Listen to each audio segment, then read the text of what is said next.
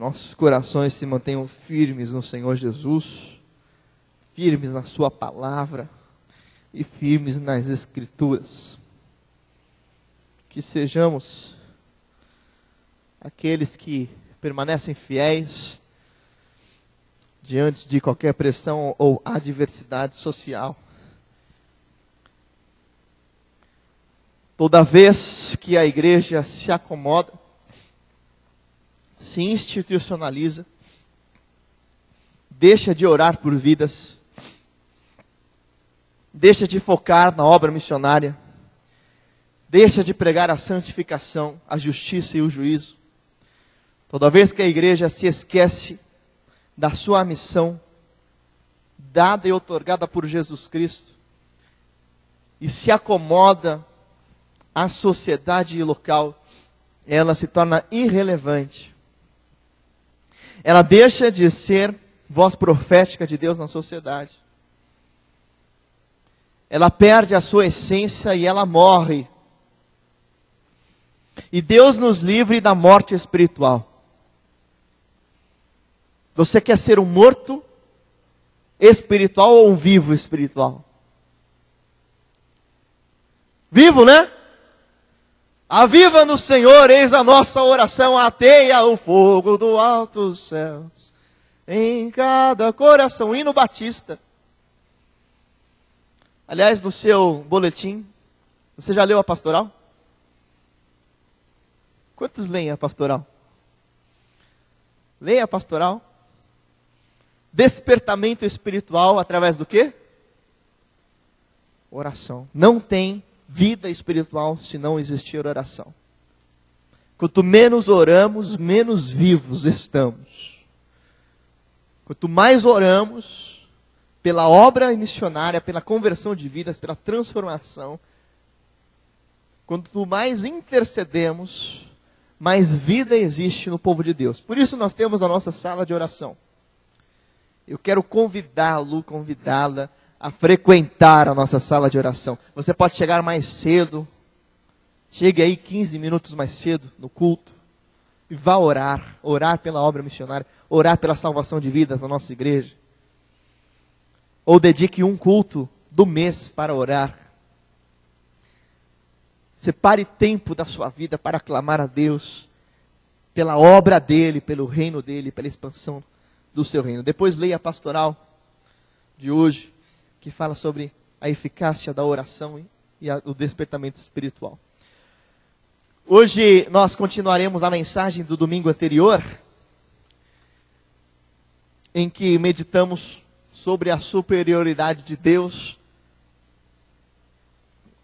sobre os demônios. Então, domingo passado, no último domingo, fizemos a introdução desta reflexão acerca da superioridade de Deus sobre os espíritos malignos, sobre os demônios. Isso é algo muito importante de proclamarmos e ensinarmos nas nossas igrejas, uma vez que existem muitos abusos oriundos de práticas sincréticas. O que é o sincretismo? É a mistura de conceitos de várias religiões. Não existe o evangelho puro, perfeito e isento das influências culturais. Por quê? Porque todo o evangelho está apto, ou ele está passível de se misturar com conceitos da cultura do povo onde ele se encontra. Originalmente, olha lá, eu estou andando para lá e para cá. A câmera me acompanha aí, câmera. Originalmente, o evangelho nasce, ele começa a ser propagado aonde? Em Israel, né? Jerusalém. É quando acontece o início da igreja, a descida do Espírito Santo em Atos capítulo 1, Atos capítulo 2. Lá começa o cristianismo, o evangelho. Ele se expande para todos os lugares, a partir do apóstolo Paulo, de Barnabé e dos outros missionários, Filipe. Ele vai se expandindo no livro de Atos para os lugares conhecidos. Ele se institucionaliza na Idade Média, entre decadência, acontece um avivamento, a reforma da igreja no século XVI, se institucionaliza de novo, entra em decadência, acontece o grande despertamento na Inglaterra e depois nos Estados Unidos, se institucionaliza de novo, entra em decadência, hoje a Europa está totalmente voltada para o ateísmo. Mas é tempo de nós promovermos o evangelho genuíno e verdadeiro e nos livrarmos da acomodação e da institucionalização. Quem está comigo nisso? Diga amém. Nossa igreja não vai ficar acomodada. Amém? Vamos pregar o evangelho. Bom, hoje, nas pregações antropocêntricas, antropocentros é o homem no centro. Hoje, nas pregações e púlpitos antropocêntricos, palavras oriundas de filosofias humanas, ciências sociais e tantos outros ensinos e experiências ganham mais espaço do que escrituras. E toda vez que a escritura, a Bíblia, fica marginalizada, fica de lado e não no centro das nossas vidas, nós perdemos vida espiritual e nós perdemos a prática da vontade de Deus. O movimento de batalha espiritual, que é muito disseminado hoje, ele se baseia muito mais nas experiências pessoais, inclusive nas entrevistas com os demônios, inclusive no sincretismo com outras religiões e expressões religiosas, do que na Bíblia. É importante voltarmos para as Escrituras. Domingo passado eu fiz um breve resumo com os irmãos dos principais abusos disseminados pelos adeptos do movimento da batalha espiritual. Abusos esses que incluem, dentre outros, a doutrina da quebra de maldições hereditárias. Isso não tem base bíblica a partir do Evangelho da Cruz de Cristo. Abusos esses que incluem o ensino sobre a possessão demoníaca de cristãos, a ideia de que uma pessoa que já foi salva e regenerada por Jesus Cristo pode ficar possessa por demônios. Isso não encontra fundamentação nas Escrituras, uma vez que a palavra de Deus nos ensina que nós, a igreja do Senhor Jesus, somos o templo de quem? Do Espírito Santo de Deus. Uma coisa muito importante de compreendermos é que não existe dualismo e confrontação direta entre demônios e Deus, uma vez que Deus é infinitamente superior a qualquer demônio. O que pode existir é a confrontação entre demônios e seres humanos, demônios e igreja, mas demônios e Deus não tem como. Satanás é uma mera criatura de Deus e serve aos propósitos soberanos de Deus. Nas mãos de Deus, Satanás é apenas um instrumento. E para aquele que serve a Deus fielmente, as ações de Satanás se tornam ferramentas para a fortificação de sua fé e para que a glória de Deus seja revelada. É isso que significa o texto de 1 João, capítulo 5, aquele que nasceu de Deus, o protege e o maligno não lhe toca.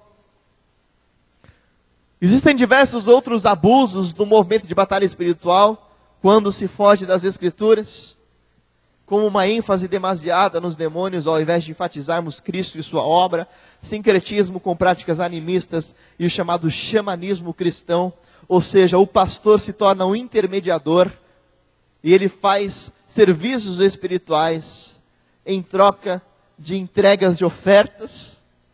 Isso é xamanismo.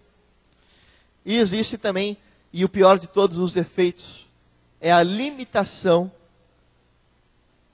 das causas expiatórias de Cristo, da obra de Cristo na cruz, levando cristãos a dependerem de diversos outros artifícios adicionais e se esquecerem de que Cristo nos libertou de uma vez por todas de todo o poder das trevas. Diga glória a Deus.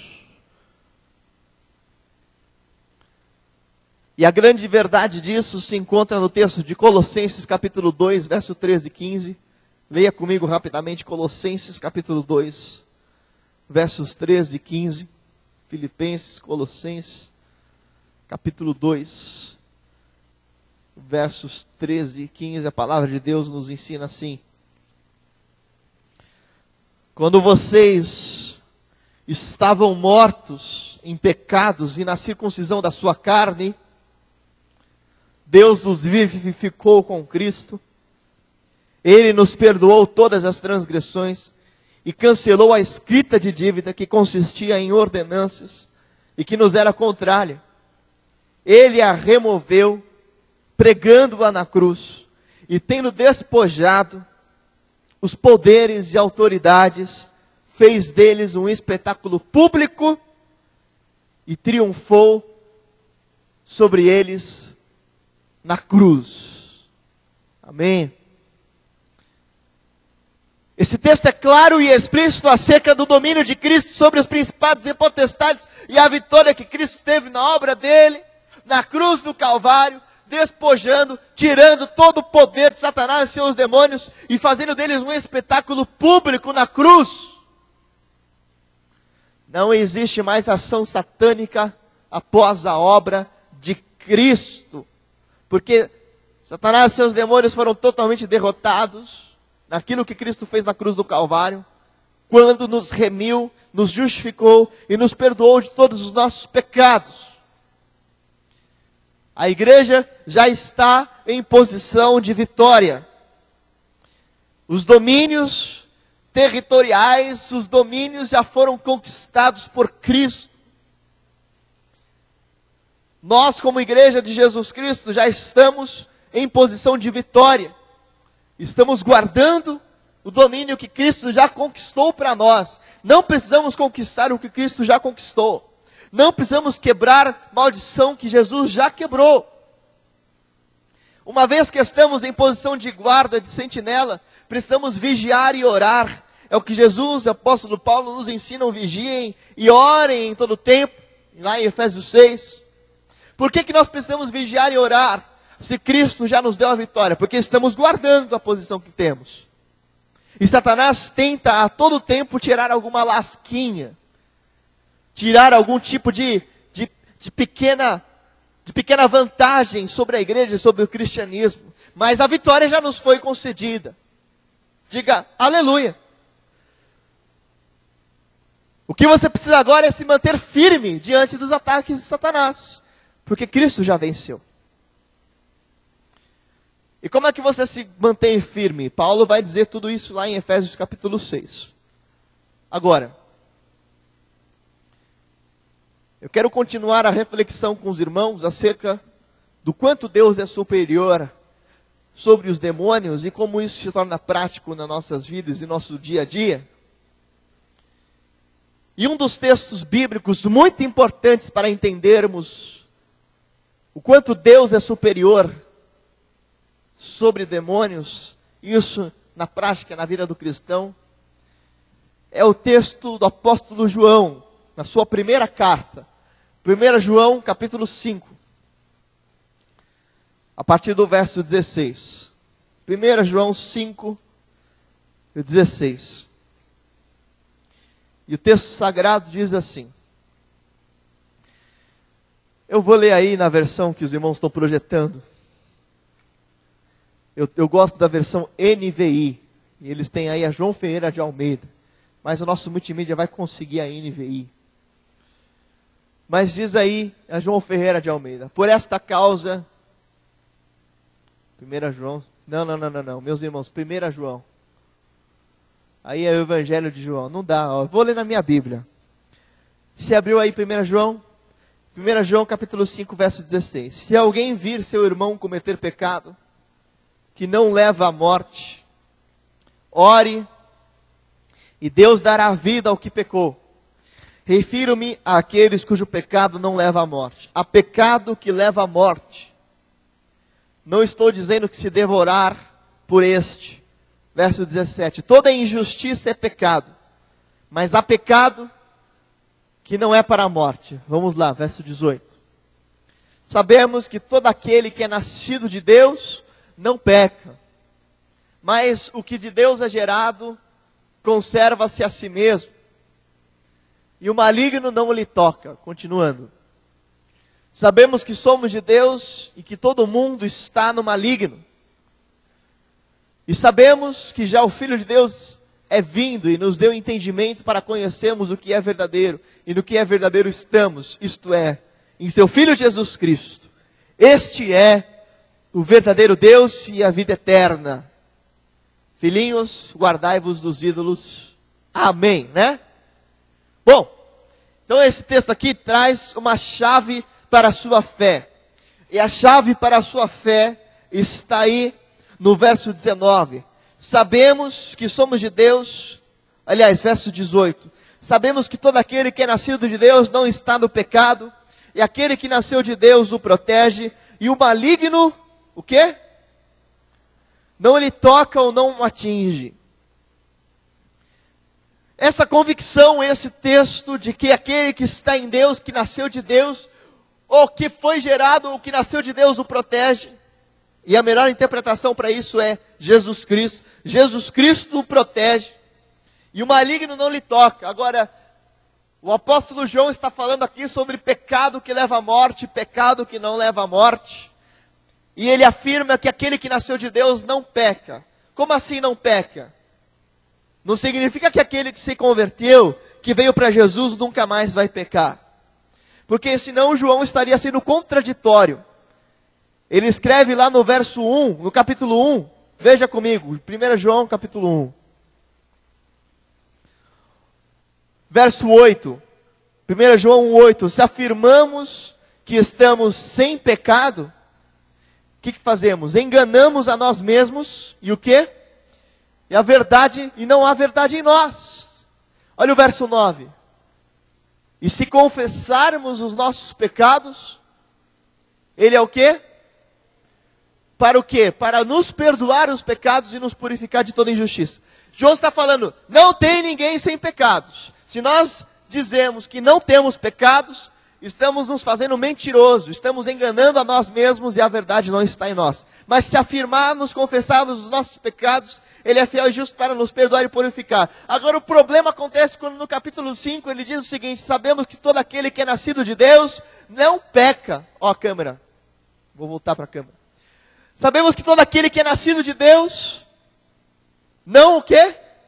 Não peca. Que tipo, como assim? Mas ele acabou de falar que se nós dissermos que não estamos, que não pecamos, somos mentirosos. Como é que aquele que é nascido de Deus não peca? Aí o entendimento para isso é compreendermos o contexto da carta. E o apóstolo João escreve a sua carta em combate à heresia do gnosticismo. O que era o gnosticismo? Era uma heresia corrente na época que afirmava que Jesus Cristo não tinha vindo em carne. Jesus Cristo não tinha sido encarnado. Negava a encarnação de Cristo. Se negava a encarnação de Cristo, se negava a obra que Ele fez na cruz, na sua morte sacrificial por nós. Porque se Jesus não veio em carne, Ele não podia ser sacrificado pelos nossos pecados. Negar a encarnação era negar a obra de Cristo. Logo era heresia e negar a ação de Deus, blasfêmia contra o Espírito Santo de Deus. E Jesus mesmo diz, todo pecado lhe será perdoado, com exceção da blasfêmia ao Espírito Santo. Negar a obra de Cristo, é negar a Cristo, é negar a Deus, é negar a salvação, é ter pecado que não pode ser perdoado, é já estar condenado. Todo pecado é perdoado, menos um pecado. O pecado da blasfêmia, o pecado da heresia, o pecado da negação da obra de Deus.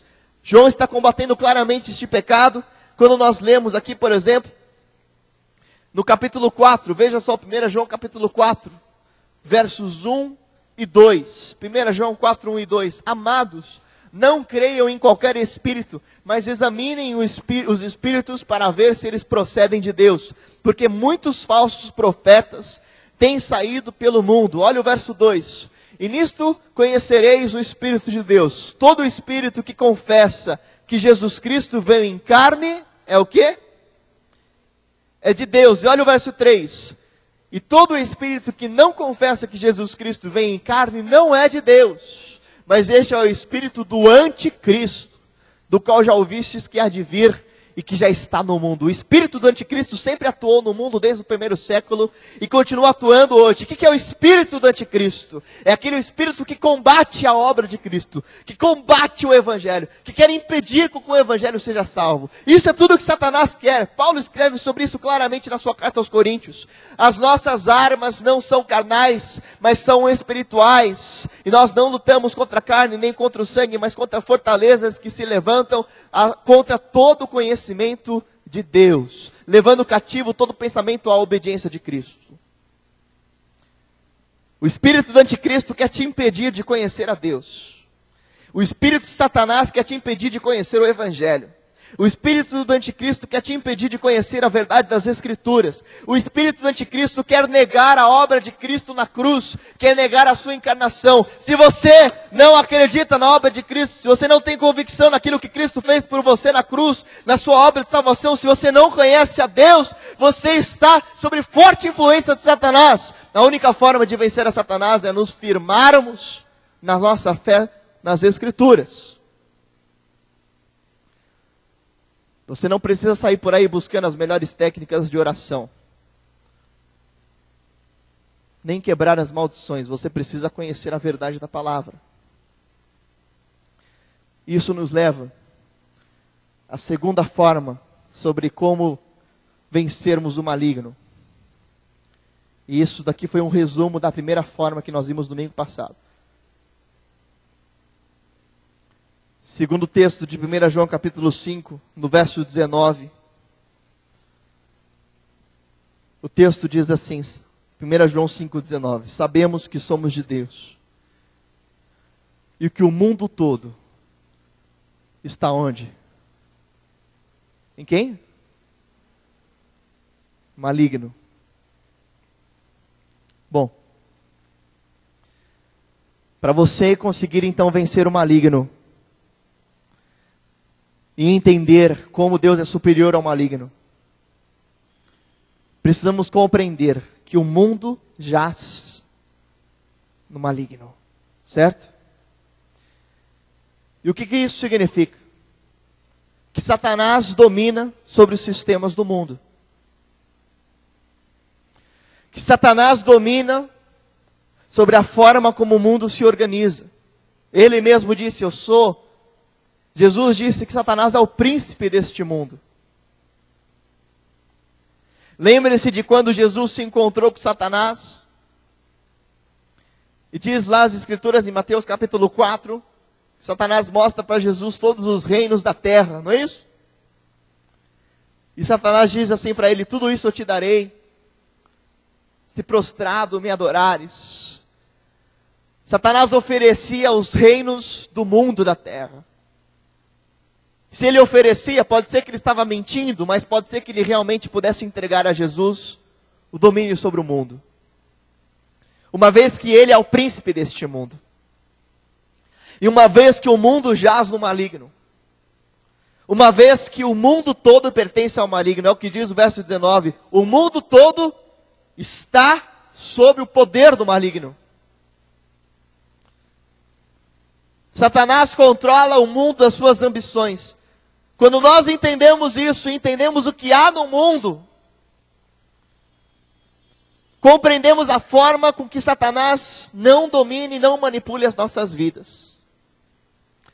E afinal de contas, o que é o mundo e o que é que está no mundo? Por que Satanás domina o mundo? Porque o mundo, os sistemas do mundo, as ambições do mundo, são praticamente dominados por 3 tipos de desejos. Quais são os 3 desejos que dominam o mundo? 1 João capítulo 2, verso 16. 1 João 2, verso 16. Porque tudo que há no mundo, o que há no mundo? A concupiscência da carne, a concupiscência dos olhos e a soberba da vida não é do Pai, mas de quem? Do mundo. Olha o verso 17. E o mundo passa, e a sua concupiscência.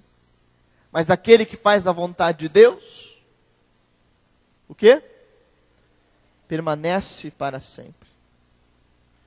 O apóstolo João então coloca aqui a verdade de Deus, a luz de Deus, e em contraposição o mundo e seus valores, os quais são dominados por quem? Satanás. Na NVI diz assim, verso 15, não amem o mundo nem o que nele há. Se alguém ama o mundo, o amor do Pai não está nele. Porque tudo o que há no mundo, a cobiça da carne, a cobiça dos olhos, a ostentação dos bens, não provém do Pai, mas do mundo. O mundo e a sua cobiça passam, mas aquele que faz a vontade de Deus permanece para sempre. E se você analisar as tentações que enfrentamos no nosso dia a dia, veremos que elas possuem raízes muito semelhantes. Tiago escreve sobre isso. Na carta de Tiago, no capítulo 1, ele vai escrever assim: todo aquele que é tentado, nunca diga estou sendo tentado por Deus, porque Deus não tenta ninguém. Mas todo pecado nasce da concupiscência do coração humano. Sendo por esse desejo, por esta concupiscência significa um mau desejo. Todo pecado nasce do mau desejo do nosso próprio coração. E esse desejo, quando ele é alimentado, ele é engravidado. E quando ele está engravidado, o desejo foi alimentado, ele vai dar à luz a algo. E o que ele dá à luz é a luz ao pecado. Veja aí Tiago capítulo 1. Os slides hoje eu esqueci, assim como hoje de manhã. Eu fiz, mas não estão aqui, o pendrive ficou em casa. Me disseram que o pendrive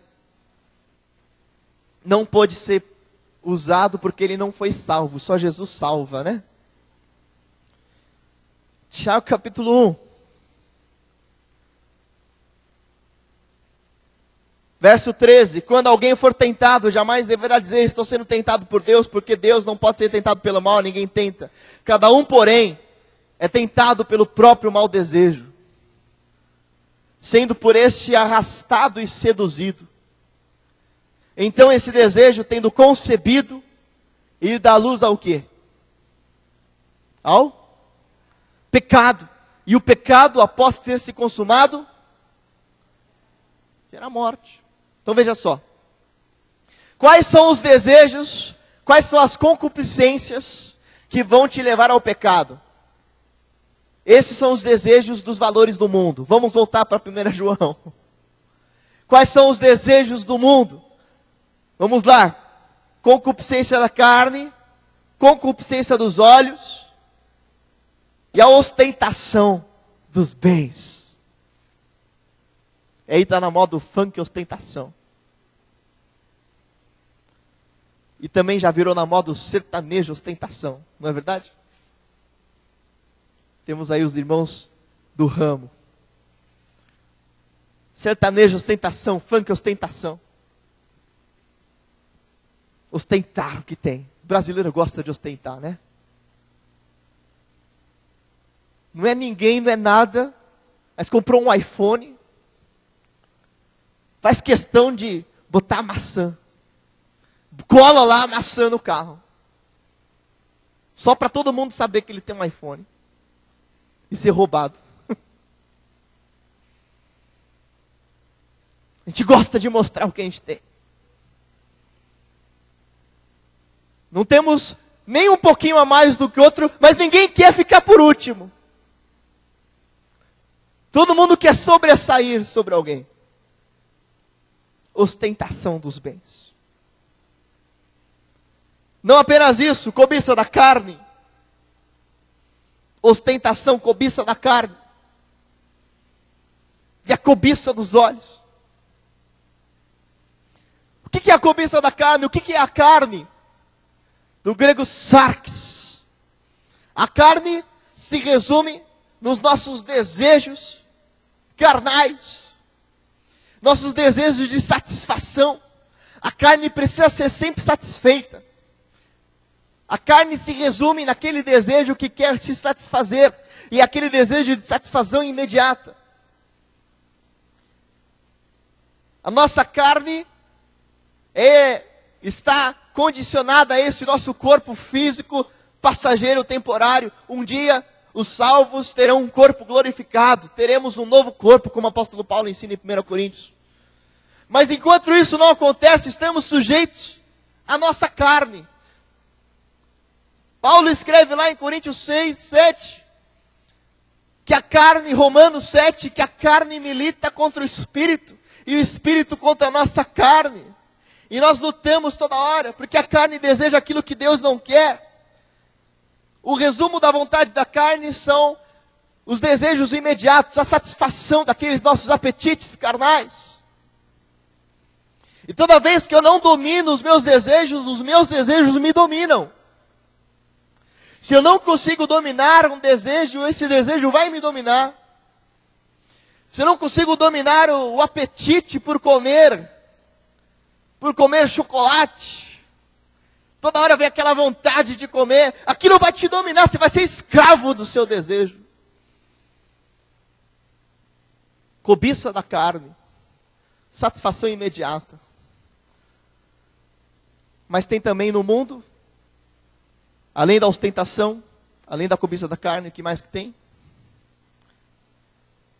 Concupiscência dos olhos. E o que é isso? É querer aquilo que os teus olhos veem. É ser dominado pelo que você enxerga e não pelo que você crê. Ora, por que o domínio pelos olhos é tão contrário ao domínio de Cristo? Porque ser dominado pelo que se vê é injustamente contra a fé. E o que é a fé? Hebreus capítulo 11. A fé é a certeza das coisas que se esperam. E é a prova, quem sabe, do que não se vê. Fé é justamente não viver pelo que se vê. Fé é justamente a certeza do que se espera e prova do que eu não vejo. Eu não preciso ver, mas eu sei que existe. Não preciso ver, mas tenho certeza, eu tenho prova. E aí Jesus se encontra com Tomé e fala: Tomé, porque vistes, crestes, bem-aventurados os que não viram e creram. Quando eu sou muito dominado pelas circunstâncias e pelo imediatismo do que eu vejo ao meu redor, eu não consigo agradar a Deus. Quando eu sou muito dominado pela situação corrente e presente, eu não consigo ter fé na esperança do que vai acontecer. E aí eu sou dominado pelo mundo. Eu sou dominado por Satanás. Vencer o mundo é ter fé, é não ser dominado pelos olhos. Amém? E aí quando Jesus se encontra com Satanás, Satanás faz pelo menos 3 tentações contra ele. O que acontece com ele? Primeiro, Satanás, sabendo que Jesus estava com fome, ele tinha passado 40 dias sem comer, não é isso? No deserto. Qualquer corpo que passa 40 dias sem comer fica com fome. A carne de Jesus estava gritando por satisfação. Você já ficou um dia sem comer? Lógico, que fica com muita fome, né? Eu, pelo menos, fico irritadíssimo se eu ficou 3 horas sem comer. 4 horas sem comer, pronto, já fico nervoso. Jesus estava 40 dias sem comer. Como é que devia estar a carne dele? Latente, né? Gritando. Sabe quando você fica sem comer e não descansa direito? Aí você acorda, a pessoa fala bom dia, você fala, bom dia o quê? Fica nervoso, né? A carne está gritando. desejo da satisfação da carne está gritando, precisa de descanso, precisa de comer. Jesus estava 40 dias sem comer, aí aparece Satanás. Satanás mostra as pedras para Jesus e fala, você não é o Filho de Deus? Se tu és o Filho de Deus, transforma o que? As pedras em pão. O que era isso? Concupiscência da carne. Jesus, satisfaz a tua carne. Jesus, come aí, Jesus. Jesus, seu corpo precisa comer. Jesus, ninguém é de ferro, Jesus. Jesus, você é homem, Jesus. Jesus, todo ser humano precisa de comer. E é assim que Satanás atua. Joãozinho, Mariazinho, você é ser humano. Todo mundo precisa de dinheiro. Todo mundo precisa de sexo. Todo mundo precisa de satisfação. Concupiscência da carne. E aí Jesus olha para Satanás e diz, está escrito, nem só de pão viverá o homem, mas de toda palavra que procede da boca de Deus. Quando a carne não me domina, Jesus está me dominando. Amém? Aí Satanás aparece para Jesus não contente e diz assim, ele mostra lá para Jesus e fala assim, Jesus, se joga daqui do penhasco, que os anjos vão te segurar, não é isso?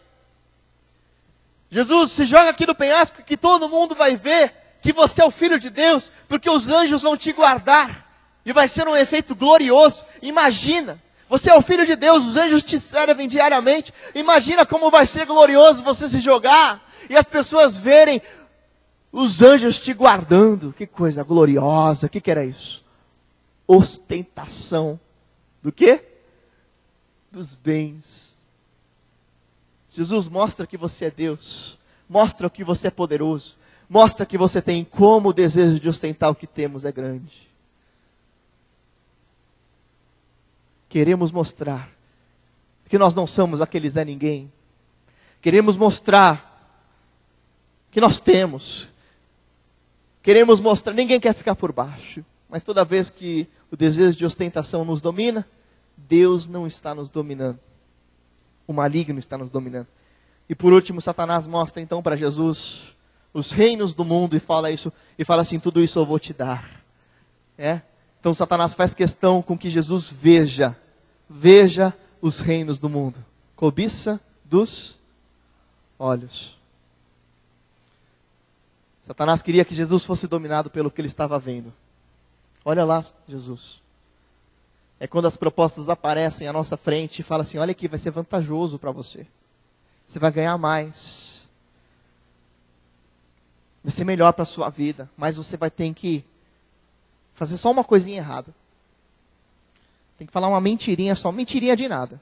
Todo mundo mente no mercado. Tem que dar uma mentirinha, mas você vai ganhar mais, você vai ganhar uma promoção. Ostentação, cobiça dos olhos. Não seja dominado pelo que você vê. Viva pelo que não vê, pela certeza do que se espera e pela prova do que não se vê. Viva pela fé. Amém? Irmãos, estão comigo? Estão dormindo já? Não durma não, meus irmãos. Hoje eu estou mais calmo do que domingo passado. Vocês viram que eu estou mais contido, estou mais calmo, né? Estava muito bravo domingo passado. Então, meus queridos irmãos, esperteza nunca será superior à sabedoria de Deus. Tem crente que quer viver segundo os padrões do mundo. Não, eu sou esperto, eu domino o mundo. Eu consigo dominar, eu não sou dominado pela cobiça. Eu não sou dominado pela ostentação dos bens. Eu não sou dominado pelo desejo da carne. Não, isso aqui eu sei como dialogar com o mundo. Pastor, pode deixar que lá no meu trabalho, eu eu tô fazendo uma coisa que é segundo os valores desse mundo, mas eu não sou dominado pelo mundo. Mentira. Isso é ser esperto. Esperteza humana não te dá capacidade de vencer o maligno. Você só vence o maligno quando vence o mundo. E você só vence o mundo na graça e na dependência de Deus. Amém? Seja temente a Deus. Faça a vontade de Deus. É assim que nós vencemos os valores do mundo. Querer ser esperto no mundo que é dominado por Satanás, você acha que você é mais esperto que Satanás? Você não é. Você não é mais inteligente do que Satanás. Infelizmente, quem é mais inteligente e mais poderoso que Satanás é Deus. Você não é. Querer se enamorar dos valores do mundo, achando que é mais esperto que o mundo que não é dominado por ele, é enganar-se a si mesmo. Você vai achar que está sendo esperto, mas será destruído. A única forma de vencer é na graça e na dependência de Deus. Todo aquele que age segundo os padrões deste mundo, sempre será dominado e derrotado por Satanás. Diga não à ostentação dos bens. Diga não à cobiça da carne. Diga não à cobiça dos olhos. Amém, irmãos? Em nome de Jesus. Porque o mundo está no maligno. Mas sabemos que somos de Deus. E maior é o que está em nós do que o que está no mundo. É isso que João diz na sua carta. Por isso, não se amolde aos padrões deste mundo. Concluindo, recomendações para uma vida vitoriosa sobre Satanás. Lembrando do que nós vimos domingo, nos últimos domingos, e lembrando de hoje. Primeiro, se proteja contra setas satânicas, com todos os valores da armadura espiritual. Jesus já conquistou a vitória por você na cruz. Você precisa agora manter a sua posição de guerra, de batalha, de vitória com as suas armaduras. E as armaduras são representadas pelos valores conquistados por Cristo na cruz. Justiça, salvação, fé, espada do Espírito que é a palavra, propagação do Evangelho.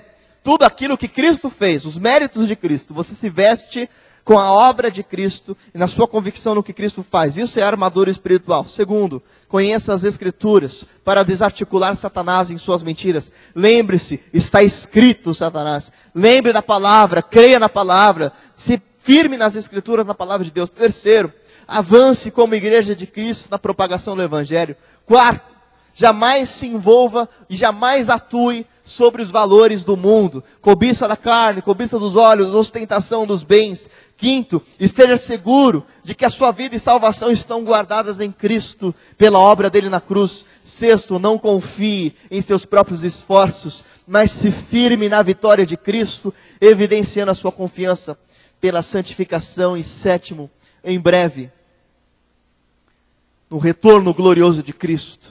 Romanos 16, 19. O Deus de paz esmagará a Satanás sobre os nossos pés. Diga aleluia. Em breve, o Deus de paz esmagará Satanás sobre os vossos pés. A vitória já foi conquistada por Cristo. Resista firme na sua posição de vitória, no seu retorno glorioso, no dia da glória do Senhor, na sua parousia. O Deus de paz esmagará Satanás. Ele já foi derrotado. A sua cabeça já foi pisada. Agora o restinho do seu corpo que está estribuchando vai ser completamente esmagado. Debaixo dos seus pés. Através de Jesus Cristo. Amém? Você crê nisso? Estão dormindo? Então cutuca aí seu irmão aí. Fala, você crê nisso aí? Cutuca ele que está dormindo. Eu estou vendo vocês dormindo aqui. Olha lá. Foram lá na Paulista. Aí fica com sono. Olha, não fica aí com sono. Irmãos queridos, para a glória de Deus estamos juntos. Eu estou muito feliz por estarmos juntos nesse domingo. Eu quero lembrá-los. Você está com fome? Está com a cobiça da carne? Carne está gritando aí. Bom, se você está com fome, teremos hoje a cantina missionária. Ei! E essa cantina, olha que maravilha, vai ter sanduíche de queijo com tomate. Essa cantina vai ter pudim de chocolate. Ó, a ostentação da carne, ó, a cobiça. A cantina também vai ter sopa de legumes, para quem quer manter uma vida mais regrada, né? Então hoje, terminando o culto, você pode ir para a cantina e jantar, comer um lanchinho lá, e tudo que você comprar vai para missões, vai para a nossa campanha de missões mundiais. Também quero lembrar os queridos irmãos, nosso ministério de intercessão, tem gente orando aqui. Se dedique, tenha um compromisso de orar pelo menos um domingo por mês, um culto por mês. Ore aqui conosco. Nós teremos vigílias de oração. A primeira vigília já foi agendada. Anote aí na sua agenda. Nós teremos a vigília de oração, primeira vigília do ano de 2015, dia 24 de abril. Dia 24 de abril. Sexta-feira, dia 24 de abril, vigília, primeira vigília de 2015. Nós vamos orar a partir das 10 horas da noite e vamos passar a noite em vigília de oração. Ai, pastor, por que não pode orar de dia? Porque é vigília. De dia você ora em qualquer outro dia. Na vigília você vai orar de noite. Vai ficar acordado, clamando e buscando a Deus. E, meus queridos irmãos, também nós temos a nossa campanha missionária. Vamos para a Amazônia. Teremos a preleção do missionário Inácio, que atua lá na Amazônia com os povos ribeirinhos. Quem que quer ir para a Amazônia do dia 15 a 21 de novembro? 1, 2, 3, 4, 5, 6, 7, 8. 8. Nós precisamos de mais, pelo menos, mais 22 pessoas. Vocês creem que isso é obra de Deus? Você crê que Deus quer que a gente pregue o Evangelho em todos os lugares na Amazônia? Quem crê nisso? Você crê ou não crê? Se você não crê, não tem problema aí, é triste para você. Quem crê que Deus quer que a gente avance e pregue o Evangelho até na Amazônia? Amém. Rorro, levanta a mão, Rorro. Isso, Cintia Rorro. Se você crê, o seu irmão levantou a mão aí do seu lado? Então fala assim, então você pode ir lá para a Amazônia. Fala para ele aí, você pode ir lá então. Já que você crê. Dia 15 a 21 de novembro. E nós teremos o almoço missionário, dia 12 de abril. Dia 12 de abril, primeiro almoço missionário de 2015. Abaixe sua cabeça, nós vamos orar e agradecer a Deus, porque Deus é bom, seu amor dura para sempre. Muito obrigado, Pai, pela tua imensa graça, pela vitória que o Senhor nos concedeu na cruz, pela tua palavra que nos traz direcionamento, ajuda-nos a aplicarmos a tua palavra, a tua verdade em nossas vidas. Dá-nos uma semana de vitórias na presença do Senhor, na prática da tua palavra, contra os intentos e valores deste mundo. Senhor, ajuda o teu povo a se firmar na fé no teu evangelho. É a nossa oração, ajuda-nos a vencermos as tentações que vêm em forma de cobiças diversas, dos olhos, da carne, da ostentação dos bens. Ó Pai, que não sejamos emaranhados por esses desejos, mas que sejamos firmados na fé, na tua palavra, naquilo que não vemos, na certeza daquilo que esperamos. É a nossa oração, em nome de Jesus. Amém?